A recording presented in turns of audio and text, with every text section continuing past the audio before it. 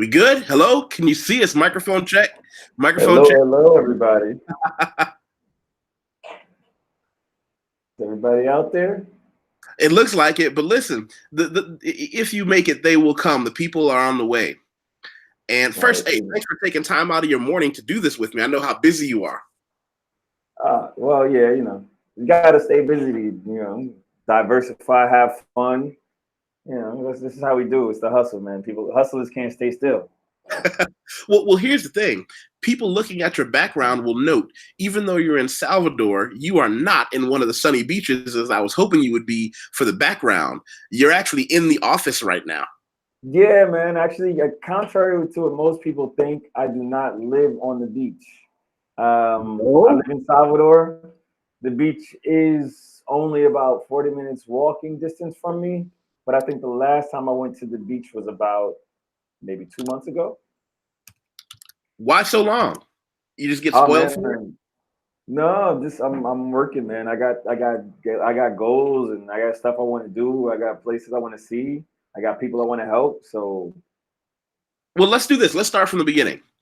Tell everybody okay, your name, where you're from, and I want to get into what makes you special, why you're somebody I wanted to talk to, and how you got to where you're going. okay. Well, so the whole what makes you special part, you might have to elaborate more on that. I think I'm just a regular guy. Here we go with the. Anyway, so most people know me as Amar Mansoor Simmons. Full name, unshortened version, Amar Mansoor Ali Elbey Simmons. People here know me as Amar Mansoor. Originally from Brooklyn, New York. Grew up in most of my younger days in Brooklyn. Um, just a normal kid from New York, from Brooklyn, doing normal Brooklyn kid things. Ended up kind of messing around on a bunch of gangs.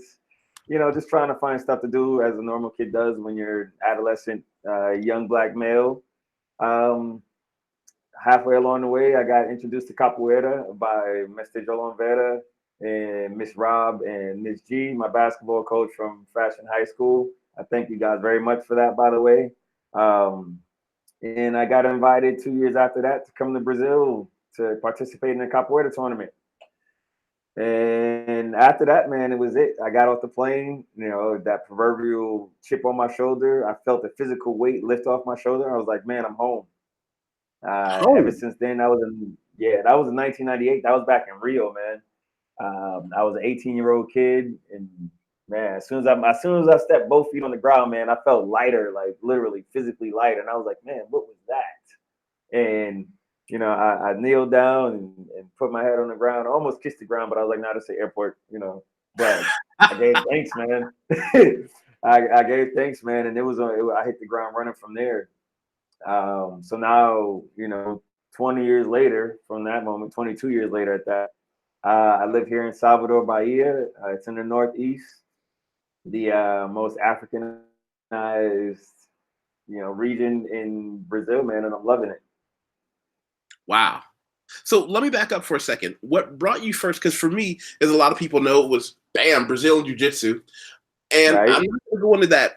How how can you give people who don't know what capoeira is a very entry level description? Okay. Okay. So when I started back in 1998, 97, most people had no idea or never heard of capoeira. So I can tell everybody now they have some kind of scope of what capoeira is. It's the Afro-Brazilian martial art dance form that was created by Africans and native Brazilians here in Brazil during the slave trade. Simple Huh. as I can put it. It looks like a dance, but don't get hit. Well, I mean, I think that it looks like a dance, so people may get it confused. Where did it originate? Was it simply a coordination between the Africans and indigenous Brazilians, or did it come direct from? Okay. Well, there are a lot of different theories, and given what I've read and what I've heard, and talking from different mestres, mestres are masters. Uh, it comes it comes in fragmented from Africa. So there are a lot of different African martial arts that are originally and uniquely African. And since the Africans that were brought over, they were forced to mix in between tribes to cut the communication lines. So I believe what happened is they took these pieces of different martial arts from the African diaspora and put them together and added them with some, martial arts that might have already been existing here in Brazil, and created this martial art form. And then what makes it unique as a part from every other martial art that exists, like pretty much every other martial art except for maybe Hungar, and there's another one that kind of has a similar type Jenga. But the Jenga is what makes it very unique because it's that constant moving from side to side in a rhythmic motion that was used to disguise it as a dance while they actually practice it. So let me back up. You said Hungar. I spent some time in China. Hungar is a form of Kung Fu. Yes. I studied for a little while. Oh, okay. You studied that for a while here in Brazil or? In California. Okay. Because that's a southern China martial arts. Very well respected. Hungar is Hungar Kung Fu is one of the things that over time seems to have retained its teeth. Meaning I totally get that. Yeah. Yeah. Totally understand that. I've seen it in action. One of those fighting disciplines that retained its teeth and its ability to really get in on somebody if it's necessary. Yeah. Yeah. How long have you been in Salvador? I've been in Salvador currently. This past December, it made 10 years officially. 10 years. Wow. Now, did you start out? Here's the thing. I know you as a DJ. That's how I was first introduced to you. I would see you doing cool DJ stuff online. I'm not a cool person. So when I see somebody cool, hey, how did you get started in Brazil? Like, what was the skill you brought here that allowed you to just live here and become a part of the community? Man, that is an awesome question, bro. Okay, I'm good at I'm good at it. Yeah. Okay. So here's the thing. I wasn't a DJ before I got here. I wasn't a DJ before I got here. And I'll go back to that in a second. When I first came out here, I came out here with my now ex-wife and the mother of my two kids. And we came just after the housing market crashed in 2007. So I got out here about 2008, the end of 2008. And we came out here basically just to get out of the hustle and bustle rat race of the United States. Right. It was at the time when Brazil was still part of the BRIC nations, one the four fastest growing countries on the economies on the planet. So we were like, okay, that's a good look. I had already been here once, and I spoke the language and knew a little bit about the culture. So it was the most logical. People who don't know, the BRICS nations are Brazil, Russia, India, China, and South Africa. South Africa was added later, if I'm not mistaken, but that was an economic conglomeration, amalgamation, an economic group that later got usurped. But okay, yeah. So yeah, we came during that period, and we came here just like with a straight up plan. We're gonna open a business and we're gonna run a business and live off of that business. So we first got to Ilhéus, which is in the south tip of Bahia, close to Itacaré. What else is down there? Arraial de Ajuda. What else? Trancoso. Those places. Really nice places if you're ever in Bahia to go check out. So we went out there, and first thing, no, Bahia is the state. Because we need to clarify that, because remember, just because you and I know where it is, we're selling this to a lot of people who might be interested in something different from what I offer in Sao Paulo, or something different from what our friends in Rio offer, because your way of life is totally different. I want them to have the right words to look up. Right. Okay, so yeah, Bahia is the state. When we talk about Bahia, Bahia is the state. It's in the northeast of Brazil. So these places I just mentioned are actually cities in the south of Bahia. So Ilhéus is a city in the south of Bahia that's most known for cacao, which is chocolate, where most of the world used to get its chocolate from. And it actually comes from a fruit on a tree. For people who don't know that, chocolate comes from a fruit. And a guy named Jorge Amado, who was a very famous Brazilian writer. So we lived there, and we did the first thing every American does when they come to a foreign country is we try to teach English. And here's where market research comes in. We went to a place that maybe had about 20,000, 30,000 inhabitants and had 6 English schools already established for, we would say 10 years at that point. So we had no way of getting any footing in, especially without having any initial capital. So that didn't work. And we realized that Ilhéus was a very small, albeit nice town. It wasn't going to work. So we moved to Salvador and we opened a restaurant in Puerto da Baja. It was called Fogo Azul, which means blue fire, blue flame. And it was a Mexican, Italian, and American food restaurant. So that sounds interesting. Yeah, actually, you know what? It was a pretty cool spot. It was a pretty fun spot. It only lasted actually, technically, we only lasted for a year during the business. For anybody out there, if you guys are gonna get married, make sure you have your separate lives and then your lives together. If you try to do everything together all the time, somebody's gonna break. Just in words of advice. That's it. So within a year of us having the business together, we split up. We ended up getting divorced. She kept the restaurant for another year after that, and I just, I was like, we have 2 kids. You're the mom. You're way more important. Your stability is way more important. So I left her the restaurant in the apartment, and I ended up living out on the streets in Salvador for a couple of weeks. Wait. Let's back up here. I mean, I wouldn't have gone into this had you not opened it, but let me be clear. You chose to live on the street as opposed to simply staying in where you were until you got on your feet? Yes. Wow. Yeah. That sounds like a critical situation.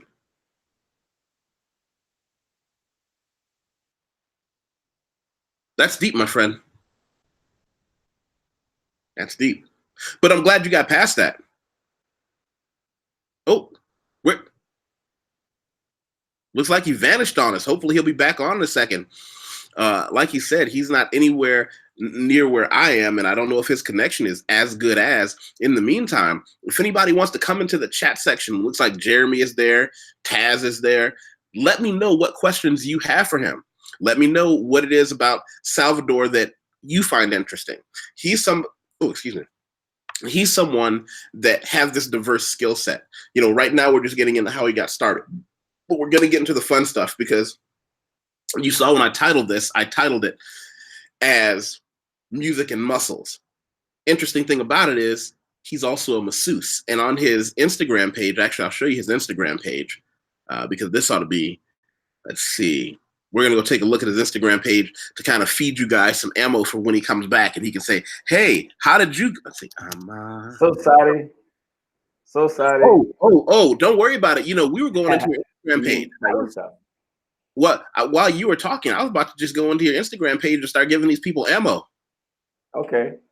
But continue. The last thing I heard you say was that you chose to simply walk away from the whole situation instead of staying there until you got back on your feet. Yeah. Well, I did actually help her. I still continue to help her at the restaurant. As I could. But yeah, I chose not to live in a house. I decided to live pretty much on the beach until things got right. While I was living there, Ahmad. Yes. I'm looking at a picture of you and this woman. You look like you have massaged with tattoos on her leg. Can you tell us about this on your Instagram? By the way, I think a lot of people just added you to their Instagram. It says cliente satisfeita. Yes, means satisfied client. She actually fell asleep. She was knocked out. But I got permission before hand to take the picture. You know what? I think because of this picture, you might be putting a lot of people to sleep. You might just have gained yourself 100 followers right now. I want everybody to go to DJ Amar Mansoor and follow him on Instagram. Yeah, please do. Actually, I've been doing massage for quite a long time. Okay. I'll remind me about the massage thing, and I'll go back to that. And we're also going to talk about your zebra hat picture, because that doesn't look like a DJ or a massage therapist. No, I was a model for a little while, man. Oh, there you go. Okay, there you go. Yeah, so I did runway modeling. He's pretty. I like this picture too. Me in the suits. I like suits, man. You weren't wearing a suit. That was barely what you would call. No, that's one here. Don't get me wrong. I've taken some racy pictures myself, but let's not kid ourselves. Well, yeah. So I used to model. I did runway modeling for a while. I never really did too much print stuff, but you know, hustling. You got to do whatever you can. I actually even sold tomatoes at one point, man. Tomatoes and bread. Yeah, I sold bread. I sold other stuff. You know, I sold the world's smallest kite one time. I was living in San Francisco, traveling, and I ran into some guys who had this little gimmick, man. It was the world's smallest kite. It was a little tiny kite made out of tissue paper that I would sell at Pier 49 or whatever it was, that famous pier. And I was selling it to people walking by with their kids for $5, and people would actually buy it, man. And I was like, wow, you guys are crazy. But hey, man, it's a hustle. It's like I'd take me to go home and make it myself. Well, okay, so now here's the question: is how did you move from selling tomatoes on the block, a restaurant anymore? Okay, whoa. You got there's a woman in my chat room saying she would follow you, but she already does. I don't know your situation, so I'm not even gonna say her name like that. Okay. I appreciate you following me, whoever that is. You know, no names mentioned. Just right. But she said she already follows you, so make sure. I'm gonna tell her, make sure you share this link. Yeah, please give me a shout out. You know, and if you know, I love cross marketing. I love cross promotion. So if there's anything you got going on, please let me know, and I'll share it with my folks. And that's how we create a network. So how did you get into DJing? How did the turntables get involved? So DJing, this was something, I swear, this is something I never, ever in my life thought I would do. It wasn't something I was interested in. It wasn't something that had ever crossed my mind. I was a party goer, and my father is to this day a house head, and my cousin was a DJ at a club called The Shelter back in New York. So at 16, one day on a Sunday, she's like, come on, let's go out. I'm like, okay, fine, let's go out. And she takes me to this club. That was my first time ever being to a club, ever around house music. But I liked it. But up until then, I was just a listener and a dancer. Shooting forward to Salvador, I had the restaurant, and I was the barman, security, and musical director of the restaurant. So I would set up the playlist. Director. Hey man, I got 3 jobs, man. I don't know if people remember that. If you're not over 30 people, you wouldn't know where that comes from. That was from In Living Color. Living Color, yeah.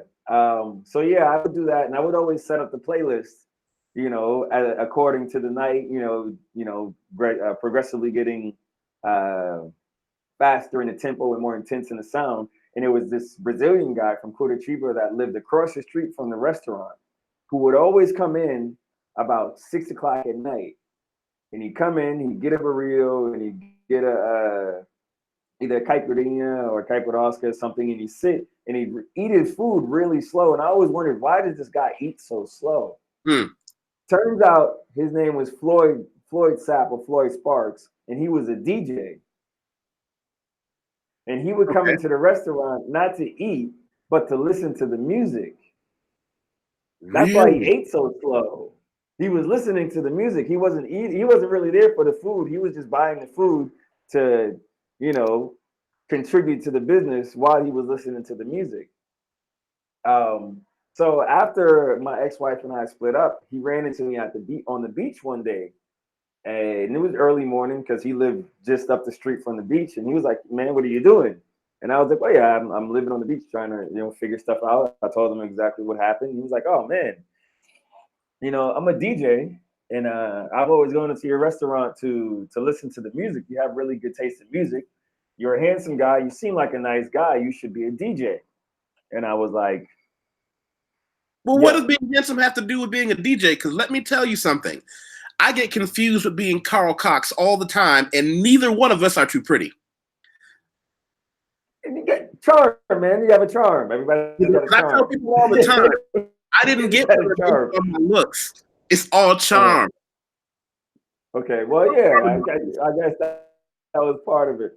But I was basically like, "Yo, man, if you can get me a shot, if you can get me a gig or a job, I'll try it because I don't got nothing else."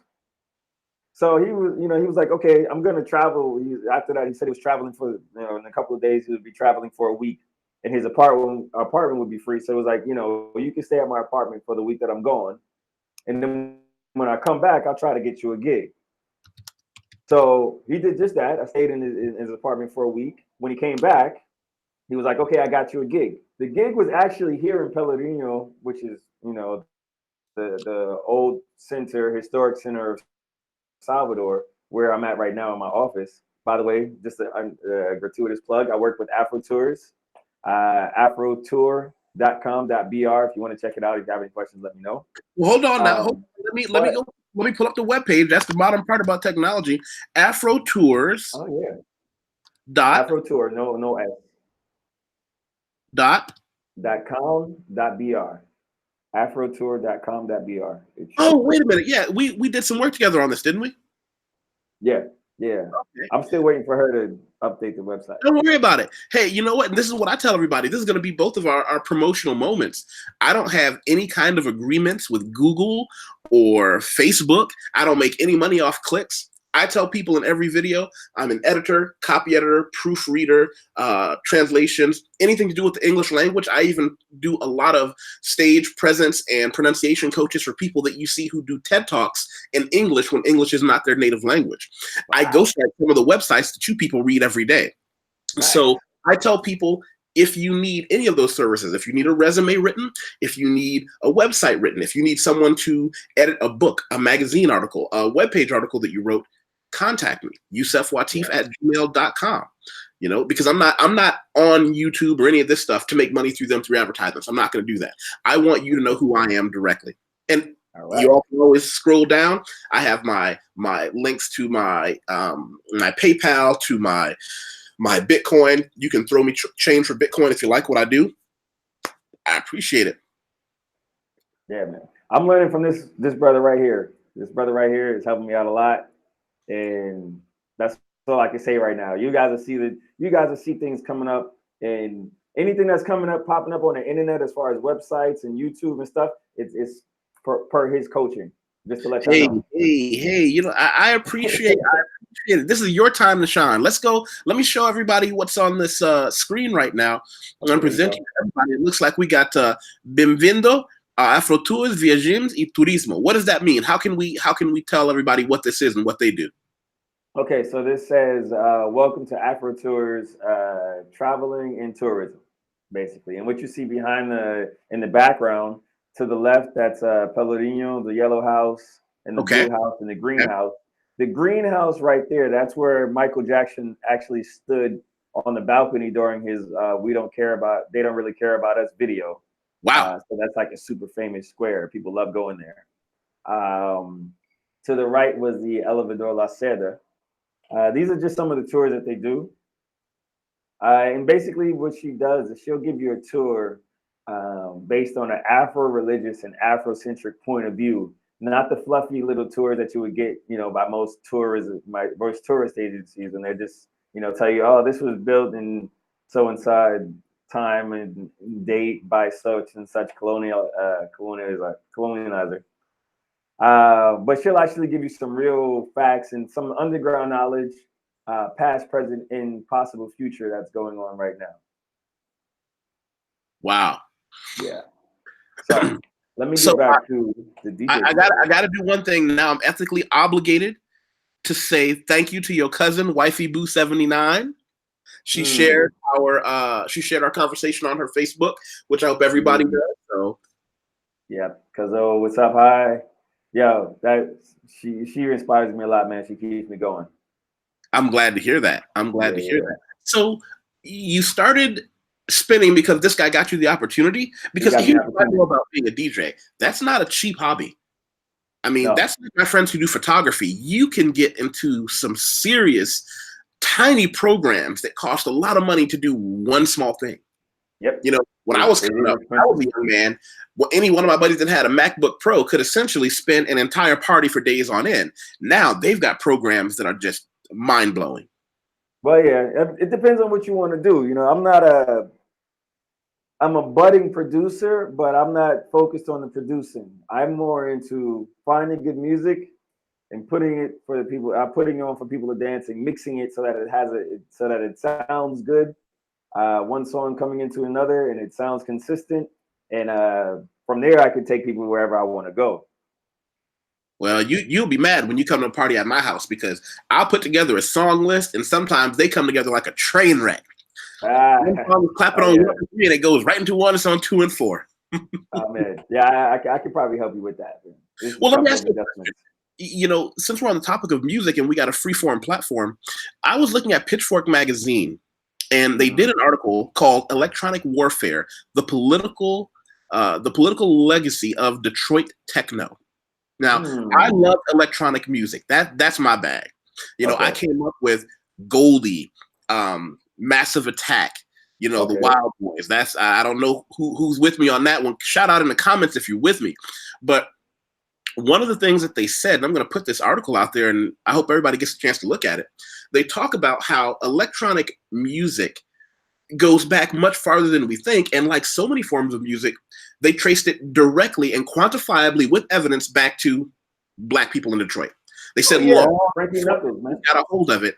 You know, they said techno may be best known as a European phenomenon marked by hedonism these days, but its roots are steeped in the Black protest and plight of Detroit. And they gave evidence. This is a great article. They give clear evidence with songs of where it started. The first time I ever heard of electronic music, or what I identified as electronic music, and you can tell me if this triggers it with you. Summer Madness, Earth, Wind, and Fire. Oh wow, that was the first time you heard of electronic music. Kool and the Gang. Somebody's gonna stab me for that one. Man, no, I don't think I've ever heard that one. Summer Madness. It's a completely synthesizer tune, but this one they really highlighted somebody who not enough people know about, Robert Hood, The Gray Area. No, I don't even know. Oh, Robert Hood. We're gonna you know what, we're gonna have to do some songless compilations and trade some song tracks. I don't want to play it on this because I don't know how YouTube reacts. Apparently you can get in trouble if you play a song, but not if you don't play it long enough, or I don't even want to get into that nonsense. I'm just telling you the name. Everybody go look. We'll have to do some research later, but yeah, that's good knowledge right there, man. But yeah, I knew that electronic music started a long time ago. Electronic house, techno. Man, Frankie Knuckles, may rest in peace. He passed recently, not too long ago. You know, he's the godfather of house, or the father of house. And there's always the battle, whether it started in New York or started in Detroit or Chicago. I'm just happy it started. But a lot of these guys out here, these DJs here in Salvador and Brazil, they didn't even know that it started with Black people. You know, electronic music here is like just kind of like elite thing. You go to the clubs and, you know, nothing wrong with them, but just a bunch of rich white kids who stand in the corner with their drinks and just kind of move side to side. I'm like, man, you walk into a house club in New York, man, and you got to watch out because you might get kicked in the head by somebody doing a handspin or something. Damn. You know, yeah, you got to, people go all out in house clubs, man. I have some stories, man. People go into the club with their suit and tie, and by the time the club is over there, and they drawers sweating and dancing with their eyes closed.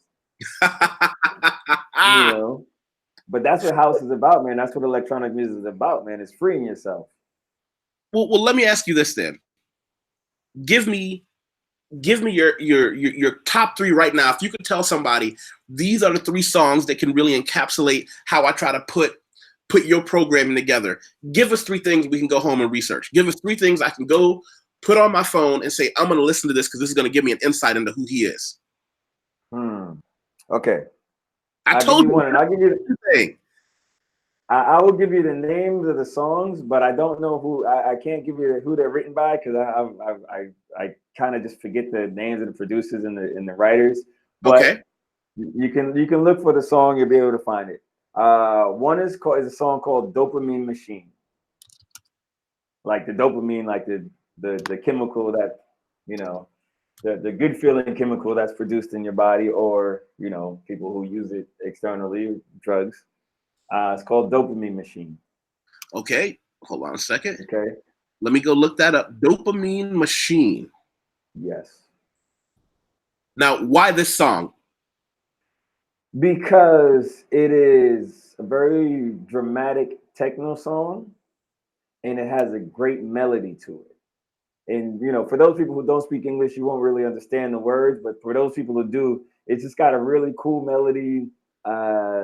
And it really, it's not even a song about necessarily drugs. It's just like, and you just start feeling good, and it's like, okay, I'm going, and you get to that point where just like everything kind of fades away, and it's just about the music and you're dancing. Could it be by somebody named Camel Fat?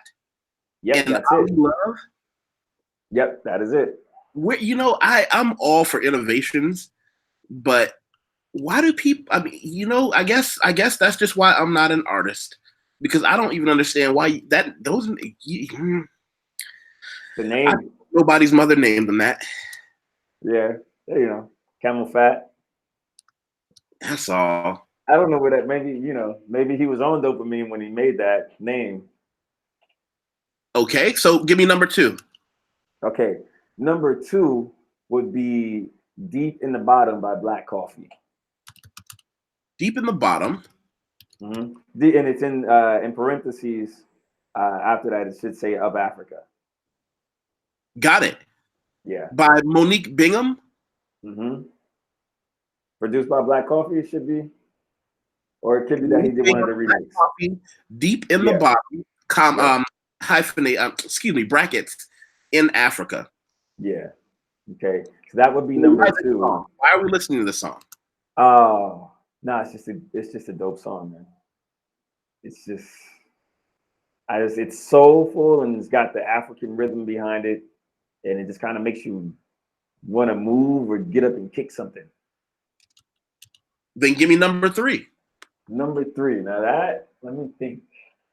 Something that would give you a good feeling based on the first two to give you a complete view of who I am as a DJ. This one.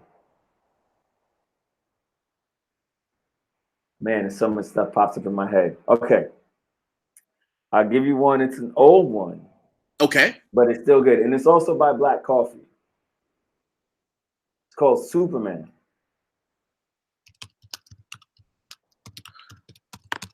Okay. Superman by Black Coffee, and it's got Drake in it? No, I don't think that one. That's interesting. I don't know about one with Drake in it. I mean, here's the thing. Nothing against Drake. He's not my music, but I respect his music. I don't have to be a fan of his style to recognize he has talent. This song would actually be before Drake even was a thing. Okay. So that's interesting.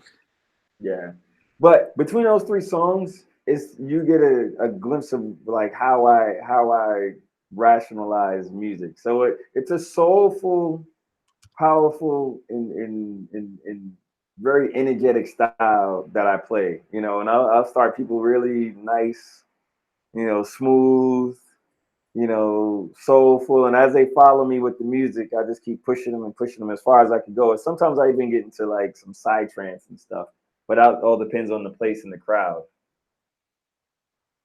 So for me, I'm gonna give him Robert Hood, Deep Concentration, the Gray Area mix. That's what I'm gonna give him. And I'm gonna put it here so that let me see. I'm going to give it to you here, and I hope everybody gets a chance afterwards to go check this out. You know, one of the good things I like about using this medium as a method of communication and talking, you know, we can share information like this instantaneously so that, you know, they come to hear about Brazil, but they get this little segue into a part of our minds, you know? True. True. I would say, let me think. Interestingly enough, Hospital Records doesn't have very much on YouTube. They actively take down any of their songs that are on there. So that's interesting. Yeah. I would say very inclusive. Massive Attack, Mezzanine. Are you familiar with that album? Yes. That album, man. Whew, if I could tell you all the dirty things I've done to that album. I think that might be another video, man. Yeah, you know what? That would definitely get me kicked off. That would 100% get me kicked off. Not for daytime television. No. So what I'll do is I'll just leave a link to Massive Attack. Now, here's the thing. Are you familiar with Untrue by Burial? Nope. Doesn't sound familiar. I'm gonna give it to you. Are you familiar with Minimalist in your style of listening? I listen to it, but I don't really play it much. It's hard to play in a club setting. Yeah. That's something maybe like a sunset vibe or afternoon chill, you know. Yeah. Yeah. And so let's move, while I'm posting this, let's move into the big one, the one where I got to see somebody's butt in the air. What happens? How did you go from DJing to massage? Is that the office you're in right now? No, actually, I'm in Afro Tour's office right now. This is what I call the front of the revolution. It's my little 6x6 office in the middle of the heart of Salvador.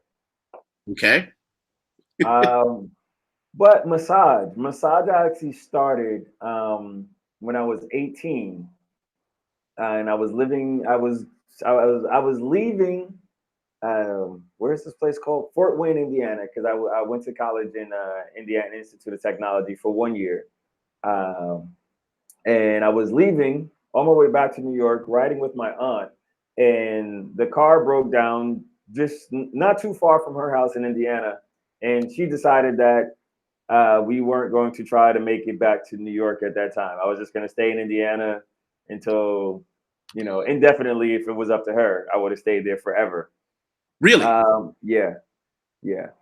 Because nobody really wanted me to go back to New York, you know, because of, you know, the things I had gone through growing up. Yeah.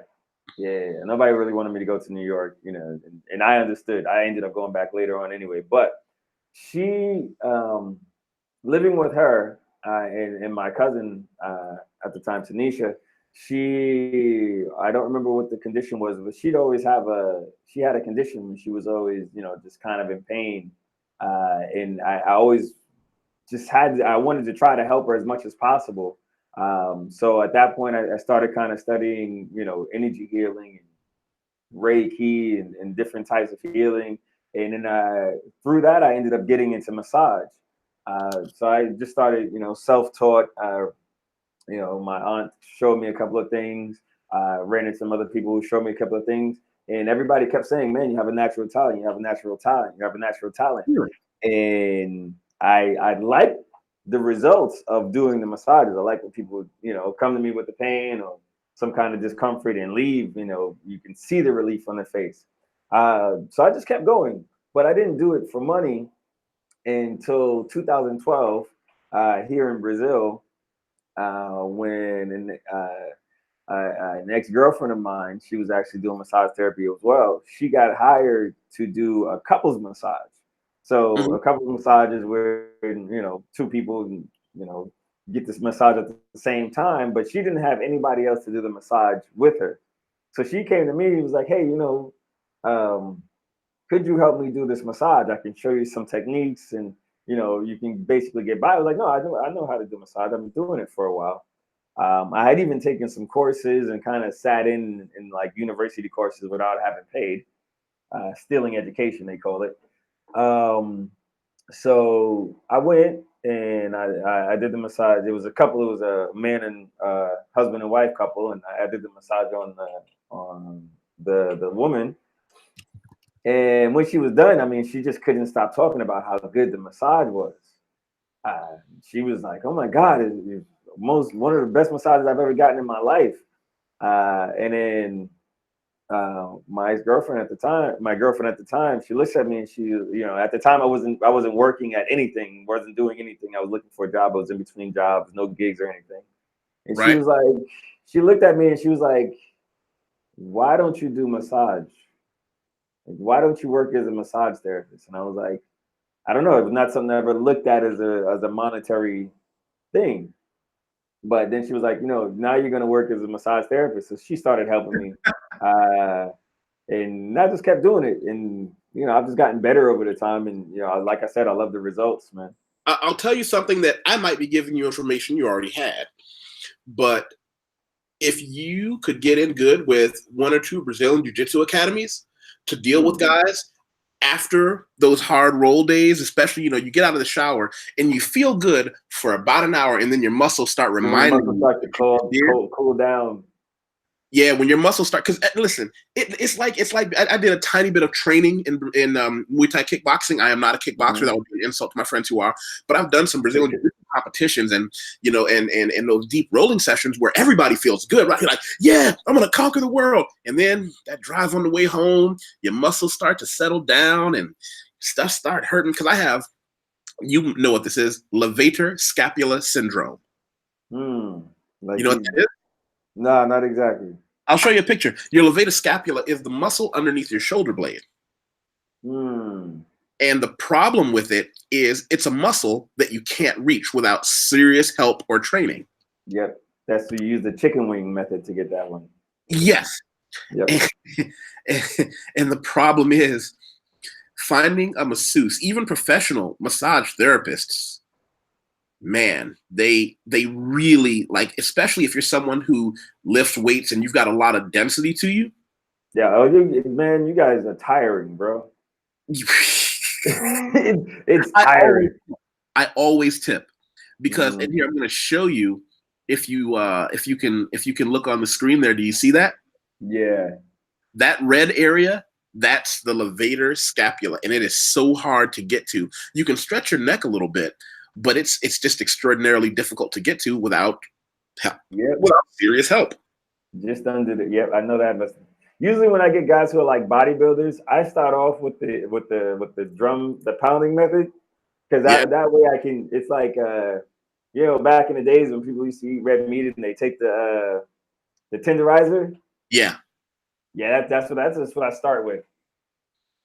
Yeah, that stretch, I know all those stretches, and some people are simply more prone to it than others. And I always say I'm fortunate through all the athletic stuff that I do and that I have done. I've never taken serious injury. My only thing is that's a constant and recurring one, and it really get to you. And the best experience I had with a masseuse was when I lived in Bangkok, Thailand. We would all together after our Friday night jiu-jitsu sessions, we would go home, take a shower, and then the plan was we meet about an hour and a half later to eat a light dinner, and then we would all go to this one giant massage therapy place, because Thailand has a place called Wat Po, which is a Buddhist temple that's really famous for their masseuses. And you would get these women that are like 4.5 feet tall. Yeah, the Thai lady. Yep. And I remember this lady, she had to be old enough to be my grandmother. She took 2 fingers and stuck them in the side of my back and another 2 on the side behind my pectoral muscle. I nearly cried. Wow. I nearly cried. I mean, it was Thai massage is not like that Swedish massage where Thai massage is like getting beat up on purpose. Yeah, and you, it's painful, but then you leave and you start shaking a little bit, and you're like, wow, this is great. Yeah. Yeah, that relief after those pain after that pain and relief sometimes is great. My massage isn't necessarily a painful massage. I like to say it's more of an energetic massage. So in the beginning, I'm kind of introducing myself to the body, and since I started out as energy work, most of my massage therapy is deep, but it doesn't hurt.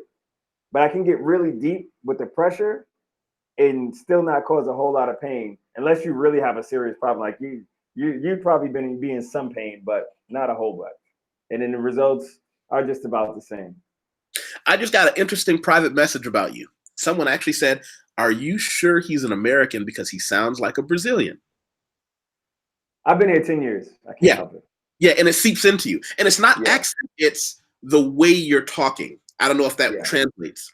No, it makes sense. It makes a whole lot of sense. It Wow. does. So, I've actually forgotten some balancing- English words, man.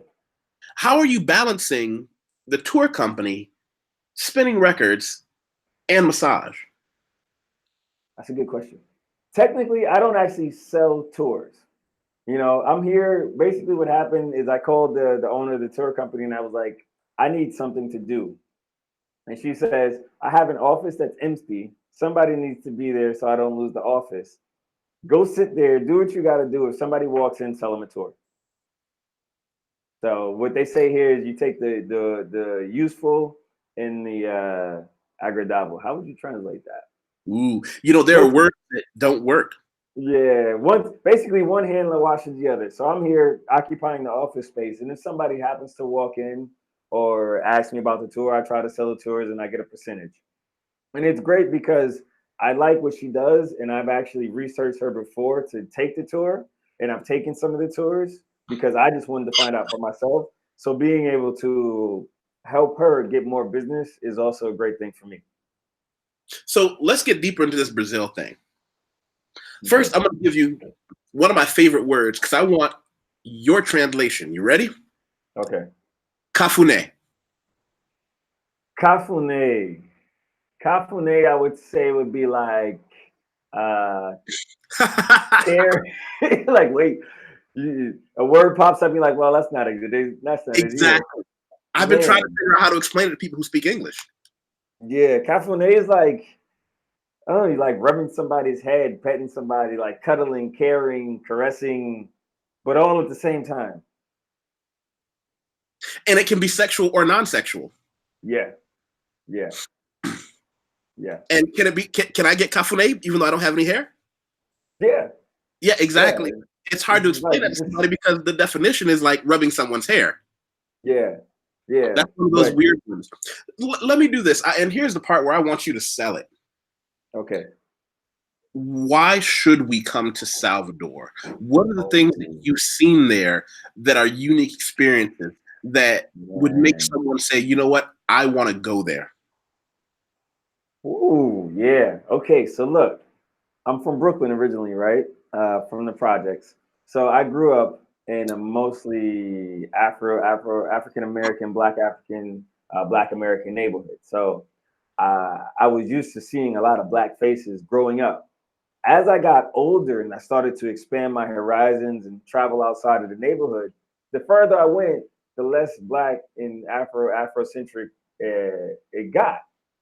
And then going into college level, and I lived in Indiana, uh, uh, Michigan, places like that. It just gets less and less, brown skin, melanin. You see less melanated people. Salvador is like walking around in the complete opposite of that. You rarely see, what we consider European descendant white people. Yeah, most people here have some kind of melanin just because it's such a hot and sunny place. And for me, that's something super comforting, man. I love it. And I was telling one of my friends yesterday, I'm going to be traveling to Switzerland for a while. And he was like, you can make a lot of money there. I was like, man, I wouldn't trade my Bahia. I wouldn't trade Salvador in uh, for anything, man. I'll go there, spend some time out there, but I like being around my people specifically. The amount of Black people here is something that really moves me, man. It makes me I don't. It's kind of what gets me up in the morning, and the energy, especially since I live in the historic center of town. I wake up and I hear the beating bow, which is the instrument for capoeira. I hear the drums. There's this guy playing music who just comes out in the streets and break dances, and people give him change. Um, this is like the energy here is like a musical, magical energy in Salvador. And everywhere you go, it's got this kind of feel to it that I can't even explain. It's like, try to explain somebody the word ashe. Bahia has this ashe. And what is ashe? I don't know. You just have to feel it. I mean, it's a wonderful place, man. It's hard to make a living. It's hard to make money, but you can compensate with other things.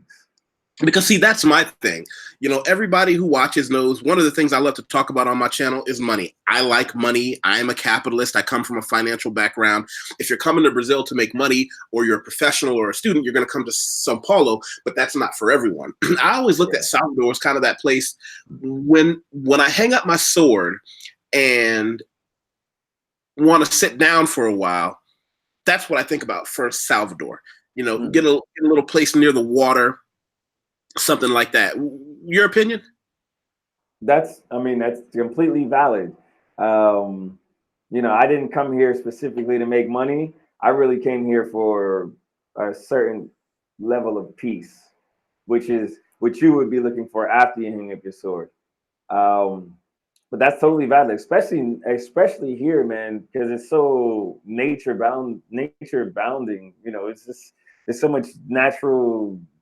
There's just a natural environment integrated with the city, and then across the water you've got Itaparica Island, which you can buy hectares of land for pennies on the dollar. And for people who don't know what hectares are, it's a measurement of 4 acres of land. You can buy something like 80 something hectares for, I don't know, 300,000 reais, which is maybe $100,000. Whoa. Now, see. Now you're talking my language. See? So, yeah. Of course, having the inroads helps. I might smell a business trip to Salvador coming. I'm telling you, man. Because here's the thing. I'm sorry. Go ahead. And that's what I tell people when they ask me. I was like, come here with your business mind. Of course, Salvador isn't a money-making capital of the world. But that doesn't mean you can't make money. You just have to think. If you're coming here to get a job, I tell you, don't. If you want to get a job here, don't. Go to Rio, go to Sao Paulo, your odds are way better. But if you're a risk taker and you like taking those risks and try to make those risks make you capital, this is the place to do it. If I'm someone, I make my living on the internet. Is that possible there, or is the internet connection everywhere about as good as what you have? Because my clients are from all over the world, and they can connect with me all the time, and that allows them to work with me. Is that possible there? It is possible. Like I said, I think this building in particular, the internet situation, it's a network of internet over the whole building, and I think they were trying to cut costs. But I've been in some places, even on the island where I used to live, the internet was actually pretty good. There are some places like where Itaparica, where I told you, I don't really know too much about the internet, but I would imagine the more rural you get, the more you'd have to use a satellite for your own personal internet. Because when you talked about buying land, one of the things, and I talk to people about this all the time, is don't look at buying something in retirement right then when you retire.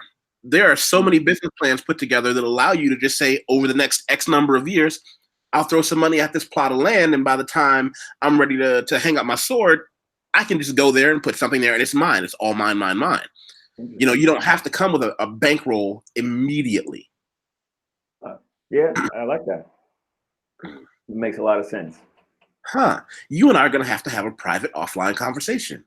Please. And literally now in the center, in the historic center of Salvador, there's been some development going on. A lot of Portuguese investors have come here, and they brought up about 150 properties here. So they've raised the property value exponentially over the past 2 years. Some properties are going from 700,000 to 1,800,000 within the past 2 years. So if you're trying to get something in the center of town, which is this is going to be booming over the next 5 years, you should do it now, and you'll probably have to get some investors with you. But just on the outskirts, there's still properties available. And the further out you go, the better it gets. If you want nature, it's right across the water, literally. I mean, the opportunities out here are boundless. I sometimes wish when I was in New York and I was doing everything that I was doing, making the money I was making, I had known that I would be in this position today so I could start saving money then, because I could definitely use some capital to take advantage of these opportunities, man. So here's what I would ask you then is, because I'll tell you what it looks like for me, when my mustache is white. Wake up because the dog is kicking me in the ass because the sun is up. Get up, take him out to pee, put on my morning tea, decide which book I want to read today, maybe go fishing, but in a place where I can actually eat the fish, Yep. Is that a lifestyle that's possible up there? That is. You can even actually have all of that and be self-sustainable on your land here. Just like you could have your own, fish pond. You can raise your own fish. Like, it's definitely possible here. You can buy there are plots of land that you can buy that has, any upwards from 4 to 6 types of fruit that grow naturally on your land. You can have a water source. There's so many different land availabilities here, and whatever you don't have on your land, you can probably make it. You can make your own man-made stream or pond. And also I deal with like sustainable living situations. So, nothing is impossible here, man. So let's wrap this up by the one area that I love to talk about. I want to talk about health in Brazil, because one of the things that bothers me is I just listened to a podcast that was by one woman from France and a guy from Ireland or something, and they're talking about how Brazil is just, the people are getting so unhealthy. And I said, well, that may be true in certain segments, but this is one of the healthiest countries I've ever lived in. I agree with you there. Yeah, but well, here's why I like Brazil. Ready? People are vain. People like to look good. In the United States, I'm one of the oldest men in the gym. Here, there are guys with all white hair who make me look like a child. Get in there and start throwing those weights around. Yeah. And one of the things that, oh, by the way, let me ask you a quick question. How are your abs? Oh man, I've been out of shape. I haven't been training since May. I haven't been training very much, man. I've even demoted myself in capoeira back to my first belt, man. Well, my whole thing is the reason I even joke about that is because I just had my 42nd birthday, and people don't want to believe me. But as I'm rapidly approaching maturity, what I've decided is, I'm used to my whole life. I've been a big guy, and what I'm doing now is I want to try to suck it all in and see if I can get myself down to, I don't know, if I can get down to 209 pounds again, which is what I was when I was competing in jiu-jitsu back in Las Vegas. Okay. Right now I'm about 230, something like that. But that's what I'm thinking about doing, and I've had to change not just my eating habits, but my workout habits. I've been doing kettlebells, which I love. Okay. I don't know if you're good, man, but it's great. Yeah, I like that. What is your health regime like out there? Because I know you're big into keeping yourself in shape. Yeah. My health regime, for a while I was vegan. I was a raw food person for a while, but I realized that my body isn't the body made for a raw food diet. So what I do, I'd say that 80% of my diet is fruits and vegetables, and then the rest, I'll do grains and meats and nuts. But most of it, I drink a lot of fruit juice. My morning routine, and a lot of people think this is crazy, but I'll drink a teaspoon of coconut oil first. It helps to lubricate the organs, gets everything moving around. Glass of water, and I'll either go back and forth. Sometimes I'll do roasted garlic, a couple of cloves of roasted garlic, or I'll do a big glass of water with turmeric and cayenne pepper mixed. And that's the first thing I put in my body. Why do I do that? when you wake up and you have no food in your body is really susceptible to anything that you put in it. So if you put something that promotes your health and your immune system, it'll absorb that really quickly. And like they say, you should always drink a glass of water when you wake up.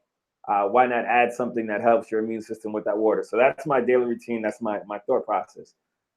And throughout the day, I stay away from fried foods. I'm not a big fried fruit person. I love the fresh juices in Brazil. That's something that I think that was one of the points that sold me. You know, you go into a restaurant and you say, "Hey, I want pineapple juice," and they don't go open a carton and pour you a glass of juice. They take a pineapple, cut it up, throw it in a blender with some water, some sugar, Yeah. and hand you a cup. That's amazing. Yeah. So my health routine isn't anything out of the ordinary, except for maybe my morning routine. For the rest of the day, you know, I drink a lot of juices and fruits and eat fruits because that's what's available. My lunch is a typical Brazilian lunch: rice, beans. Um, Sometimes I'll eat meat for lunch, sometimes not. Then I go home. I usually eat, since I'm not a big cook, I cook chicken and rice with some vegetables, and I'm good. And that's pretty much all I do, man. Wow. Yeah, you know, I didn't understand the level of consumption for beans and rice Oh until man, it's everywhere. Everything is just beans ooh, and rice is there. yeah, man. Yeah. That beans and rice game is heavy out here. Yeah, That's yeah, they that's love it. one thing that really, really, really, really, really, really got me. Well, listen, thank you. But let me do this as we wrap up. Okay, How can people find you? okay. You guys can find me, since I don't have a website yet. We're working on that. If you want to send me a message, you can reach me via email. The easiest one is dj.amar7@gmail.com. It's the easiest to remember. DJ as in DJ dot Amar AMAR7@gmail.com. On Facebook, I am Amar Mansoor, AMAR space MANSOOR, or you can find me at DJ Amar Mansoor. There's some other stuff in there but you have to cycle through a couple of other DJ Amars, but you'll find me. Instagram, it's DJ underline Amar underline Mansoor, MANSOOR. And those are the basic ways that you can find me. I'm also on SoundCloud and Mixcloud, but find me on Instagram or send me an email first, and I'll shoot you those links because I don't actually always remember how I wrote my name out on those platforms. But please add me on Instagram, send me a message on Facebook, and we'll chat. Once I get the website up, we'll do another video like this, and we'll let you guys know what's going on. The website will be more in depth, and it'll give you a little more information about me, about some of the projects that I have going on. We didn't even get to talk about Guerreros da Luz, which is a social project that I We'll have do going that on next right time. here.